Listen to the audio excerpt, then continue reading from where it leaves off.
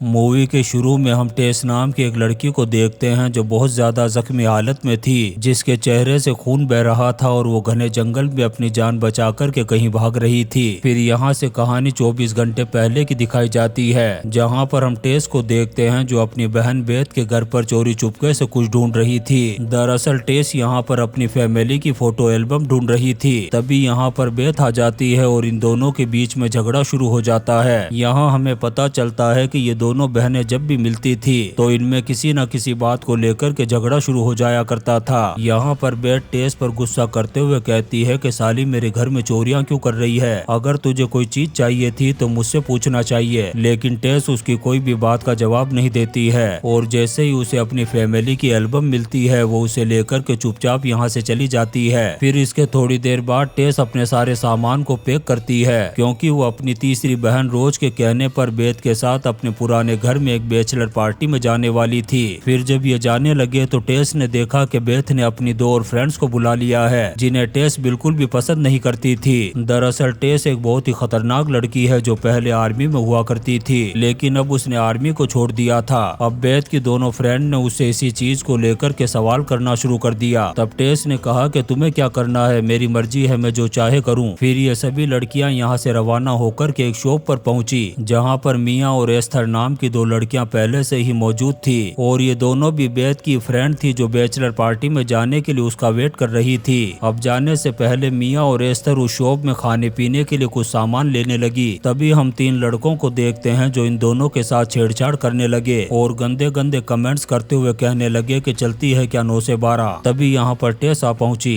और उन तीनों से उन्हीं की भाषा में बात करते हुए कहा कि सालों तुम्हारी माँ का सुअर मारूं, अपनी बहनों को क्यों छेड़ रहे हो। इसी दौरान टेस ने उन तीनों में से एक आदमी को पहचान लिया, क्योंकि टेस जब आर्मी में थी तो ये भी वहीं पर काम किया करता था। यहाँ पर टेस ने उसका मजाक उड़ाते हुए कहा कि साले गंदी नाली के कीड़े, तू तो वहाँ पर वॉशरूम साफ किया करता था। ये सुनकर के उस लड़के ने कहा कि साली तूने मुझे कब वॉशरूम साफ करते हुए देखा, मैं तो वहाँ पर एक बड़ा ऑफिसर था। इसके बाद उस लड़के ने कहा कि अगर तुझे यकीन नहीं होता तो मेरे साथ WWE की फाइट करके देख। लेकिन टेस तो अभी बैचलर पार्टी में जा रही थी, इसलिए उनके साथ अभी फाइट करने से मना करते हुए कहने लगी कि सालो तुम्हारी हड्डियों का कचूमर तो मैं बाद में बनाऊंगी। इतना कहने के बाद टेस और वो सारी लड़कियां अपनी अपनी गाड़ियों में बैठकर के पार्टी के लिए निकल गए। फिर थोड़ी देर बाद ये उस घर के पास पहुंच गए जहां पर इनको पार्टी करनी थी। दरअसल ये घर बेथ और टेस के पेरेंट्स का था। तभी इन लड़कियों की नजर दो सांड जैसे आदमियों पर पड़ी जो गन लेकर के खड़े हुए थे। दरअसल ये दोनों यहाँ के केयर टेकर थे, लेकिन इन लड़कियों ने इनकी तरफ बिल्कुल भी ध्यान नहीं दिया और घर के अंदर चली गई। फिर थोड़ी ही देर में टेस की तीसरी बहन रोज भी आ गई। इन दोनों ने बहुत सारी बातें की। फिर सारी लड़कियां मिलकर के पार्टी एंजॉय करने लगी। फिर रोज ने टेस को भी सारी लड़कियों के साथ मिलकर के एंजॉय करने के लिए कहा, लेकिन टेस अकेले रहना चाहती थी, इसलिए उसने रोज को मना कर दिया। अब इधर घर के अंदर ये सभी लड़कियां मिलकर के पार्टी एंजॉय कर रही थी। उधर टेस अकेले घूमते हुए उन सांड जैसे दिखने वाले केयर टेकर के घर पहुंच गई। वहां जाकर वो छुप कर के उन दोनों आदमियों की बातों को सुनने लगी, जो आज रात को किसी काम को निपटाने के बारे में बातें कर रहे थे। ये सुनकर के टेस को उन पर डाउट होने लगा। तब वो पूरी बात सुनने के लिए उसी रूम में एक जगह पर छुप गई। तभी उनमें से एक आदमी के पास किसी का कॉल आया। तब ये आदमी कॉल पर कहने लगा कि हमने उन लड़कियों का काम पक्का करने का इंतजाम कर दिया है। फिर थोड़ी देर बाद वो दोनों आदमी वहाँ से चले गए। अब टेस भी वहाँ से निकल कर के जब घर पहुँची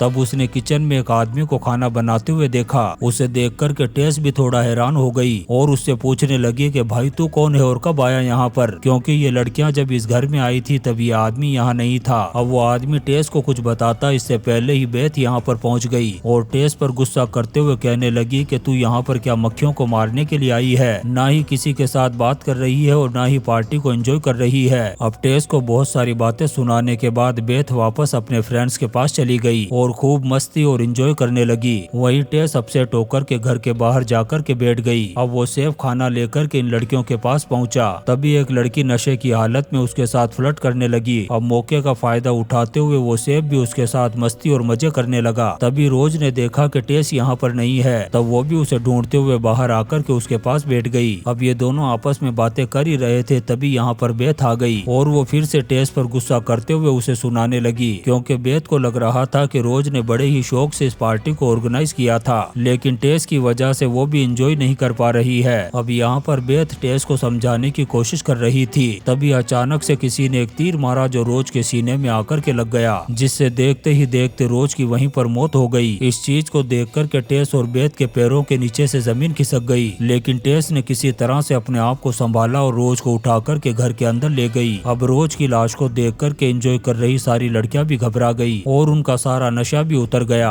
अब टेस ने बेथ को फौरन पुलिस को कॉल करने के लिए कहा। तभी एस्तर ने कहा कि यहाँ पर तो नेटवर्क की भी माँ बहन एक हो रखी है, इसलिए मैं ऊपर वाले रूम में जाकर के पुलिस को कॉल करती हूँ। अब वो टकला सेब भी पुलिस को कॉल करने की बात कहने लगा। तभी अचानक से एक तीर आकर के उसके भी भेजे में लगा, जिससे वो टकला भी दूसरी दुनिया के लिए रवाना हो गया। ये देख कर के उन सारी लड़कियों की पैंटें गीली हो गई। अब टेस ने जैसे ही खिड़की खोली तो उसने देखा कि बाहर एक गाड़ी आकर के रुकी है, जिसे देख कर के टेस ने सभी लड़कियों से कहा कि घर की सारी लाइटों को बंद कर दो, क्योंकि बाहर कुछ गुंडे इन सभी की माँ बहन एक करने के लिए आए थे। अब सारी लड़कियों ने टेस की बात को मान कर के घर की सारी लाइटों को बंद कर दिया और टेस ऊपर के रूम में जाकर के उन लोगों को देखने लगी। तभी टेस ने एक आदमी को देखा जो उनकी गाड़ी के टायर को पंचर कर रहा था, ताकि ये लड़कियां बचकर के यहाँ से भाग ना सके। ये देख कर के टेस वापस उन लड़कियों के पास आई और उन्हें सारी बात बताई। फिर एक प्लान बनाते हुए कहने लगी कि मैं पीछे के रास्ते से गाड़ी तक पहुँचने की कोशिश करूंगी और मैं जैसे ही गाड़ी यहाँ पर लेकर के आऊँ तुम सभी भाग कर के उसमें बैठ जाना, फिर हम लोग बचकर के यहाँ से निकल जाएंगे। अब टेस छुपते हुए पीछे के रास्ते से जैसे ही अपनी गाड़ी के पास पहुंची, तभी उसने एक आदमी को देखा जो उसकी गाड़ी को पंचर कर रहा था। ये देख कर के टेस ने उस आदमी पर हमला कर दिया और उसकी कुत्ते की तरह धुलाई करने के बाद उसे नासा के रॉकेट में बैठाकर ऊपर पहुंचा दिया। उस आदमी की माँ बहन एक करने के बाद टेस ने उसकी आईडी ले ली और वापस घर के अंदर आ गई। घर में आने के बाद उसने सभी लड़कियों को उसकी आईडी दिखाई, लेकिन कोई भी लड़की उस आदमी को नहीं जानती थी।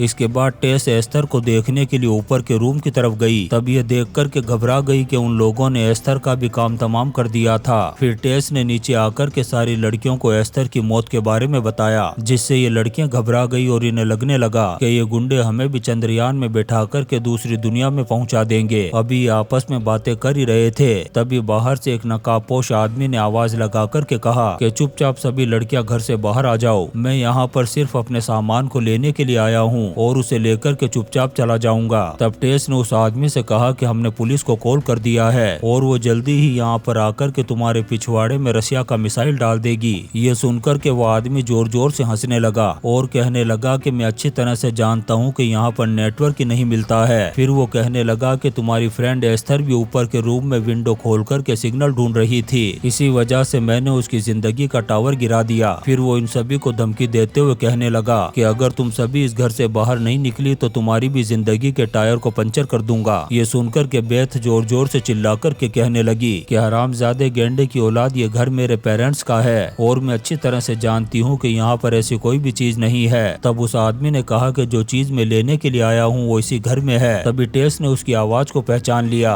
और सभी लड़कियों से कहने लगी कि ये आदमी वही है जो आज सुबह शॉप में मिला था। ये सुनकर के सभी लड़कियों ने टेस से कहा कि वो आज सुबह की लड़ाई का बदला लेने के लिए आया है, इसलिए हमें चुपचाप उसके पास जाकर के उसके पैरों में गिरकर के माफी मांग लेनी चाहिए। तभी इस आदमी के पास उसका दूसरा साथी आया और उसने उसे अपने तीसरे साथी के बारे में बताया, जिसका टेस ने गाड़ी पंचर करते वक्त काम तमाम कर दिया था। ये सुनकर के उस आदमी को खतरनाक गुस्सा आ गया और उसने अपने चेहरे से मास्क हटा कर के कहा कि ये काम उसी आर्मी वाली लड़की ने किया होगा। उधर घर के अंदर टेस सभी लड़कियों के साथ एक प्लानिंग करने लगी और कहने लगी कि हमें इन पर हमला करके इनकी माँ बहन एक करनी होगी और इसके लिए हमें घर के अंदर ही ऐसे सामान को ढूंढना होगा जिससे इन लोगों की अच्छी तरह से खातिरदारी की जा सके। और साथ ही ये भी कहा कि एक लड़की को किसी तरह से बाहर जाकर के पुलिस को कॉल करना होगा। ये सुनकर के मिया नाम की लड़की इस काम को करने के लिए तैयार हो गई और उसने बाहर जाकर के उनका ध्यान भटकाने के लिए उन्हें जोर जोर से आवाज देना शुरू कर दी। फिर वो जानबूझ करके भाग करके उन सांड जैसे दिखने वाले केयरटेकर के घर में घुस गई। वहाँ पर वो चुपके से फोन को ढूंढने लगी ताकि पुलिस को कॉल कर सके। तभी एक आदमी उसका पीछा करते हुए उस घर के अंदर घुस गया। तब मियाँ ने एक चाकू उठा करके उस पर अंधाधुन वार कर दिए, जिससे वहीं पर उसकी जिंदगी का दी एंड हो गया। उधर टेस भी उन दो केयरटेकर से हेल्प लेने के लिए पीछे वाले रास्ते से निकल गई। इधर घर के अंदर मौजूद लड़कियों को बाहर से दरवाजा नॉक करने की आवाज सुनाई दी। तभी एक लड़की ने टेस समझकर के जैसे ही दरवाजे को खोला, तभी बाहर मौजूद एक आदमी ने उस पर तीर चला दिया, जिससे उस लड़की की वहीं पर मौत हो गई। अब घर के अंदर बेथ के साथ सिर्फ 2 लड़कियां बची हुई थी और वो भी डर के मारे अपनी जान बचाने के लिए घर के अलग अलग कोने में जाकर के छुप गई। अब वो आदमी भी दरवाजा तोड़ कर के घर के अंदर घुस गया और चारों तरफ उन लड़कियों को ढूंढने लगा। फिर थोड़ी ही देर में उसने उन तीनों लड़कियों को ढूंढ करके पकड़ लिया। उधर टेस ने उन दोनों केयरटेकर को देखा जिनके हाथ पैर बंधे हुए थे। तब उसने उनको खोल करके पूछा कि आखिर यहाँ पर चल क्या रहा है। तब इस आदमी ने टेस को बताया कि हम तो सिर्फ एक छोटे मोटे ड्रग डीलर हैं और वो लोग भी ड्रग्स का ही धंधा किया करते हैं। उन लोगों ने ड्रग्स से कमाए हुए पैसों को एक बैग में भर करके उस घर के अंदर छुपा दिए थे। जब उन लोगों को पता चला कि इस घर के अंदर कुछ लड़कियां आई है, तब वो अपने पैसों से भरे हुए बैग को लेने के लिए यहाँ पर आ पहुँचे। अब टेस ने जैसे इस आदमी का हाथ खोला, ये फौरन यहाँ से भागने लगा, लेकिन जैसे ये दरवाजे पर पहुंचा तभी बाहर से एक आदमी ने आकर के उसे चाकू मार दिया, जिससे वो आदमी भी दूसरी दुनिया के लिए रवाना हो गया। अब वो आदमी टेस पर भी हमला करने ही वाला था, लेकिन तभी टेस ने अपने चाकू से उस पर वार कर दिया, जिससे उस आदमी की भी यहीं पर यही लीला समाप्त हो गई। फिर टेस यहाँ से वापस उसी घर में पहुंची और अपनी फ्रेंड के साथ मिलकर के उसने वहाँ पर दो आदमियों का भी काम तमाम कर दिया। इन्हीं आदमियों का एक साथी ऊपर के रूम में जाकर के पैसों को बैग में भर रहा था। तभी टेस उसके पीछे यमराज बनकर के पहुंच गई। टेस को देखते ही उस आदमी की फट गई और वो उसे आधे पैसे देने की बात कहने लगा। तब टेस ने उसे कहा कि गेंडे की औलाद, सारे पैसे अपने पिछवाड़े में डाल ले। हरामजादे, तुम लोगों ने मेरी बहुत सारी फ्रेंड्स को मौत के घाट उतार दिया है। दरअसल ये वही आदमी था जिसने शॉप में टेस से WWE की फाइट करने के लिए कहा था। तभी उस आदमी ने मौका देख करके एक चाकू से टेस पर हमला कर दिया, लेकिन टेस कोई मामूली लड़की नहीं थी। वो भी पहले आर्मी में रह चुकी थी और बहुत सारे लोगों की माँ बहन एक कर चुकी थी। उसने थोड़ी ही देर में इस आदमी की माँ बहन एक करके इसे नासा के रॉकेट में बिठा दिया। सारे आदमियों का काम तमाम करने के बाद टेस अपनी बहन और उस लड़की के साथ बाहर आ गई। फिर अगले दिन पुलिस वालों ने उसे पूछताछ करने के लिए पुलिस स्टेशन बुलाया। तब टेस ने पुलिस वालों को सारी बात बताते हुए कहा कि वो आदमी हमारी फ्रेंड्स के साथ बलात्कार करने की कोशिश कर रहे थे और उन्होंने मेरे साथ भी जबरदस्ती करने की कोशिश की। तब मैंने अपनी सेल्फ डिफेंस के लिए उन सभी का काम तमाम कर दिया, लेकिन पुलिस वालों को टेस की बातों पर यकीन नहीं हो रहा था, पर सबूत नहीं होने की वजह से उन्हें टेस को छोड़ना पड़ा। अब पुलिस स्टेशन से बाहर आते ही टेस को मिया नाम की वही लड़की मिली जो अपनी जान पर खेल करके उन गुंडों को डिस्ट्रैक्ट करने के लिए घर से बाहर गई थी। अब टेस भी उस लड़की के साथ गाड़ी में बैठ करके यहाँ से चली गई और इसी सीन के साथ ये शानदार मूवी फियर द नाइट खत्म हो जाती है। दोस्तों, हम आपके लिए ऐसी ही इंटरेस्टिंग मूवीज एक्सप्लेन करते रहेंगे, तो आप चैनल को सब्सक्राइब जरूर करें और लाइक और कमेंट्स भी करें। Thank you.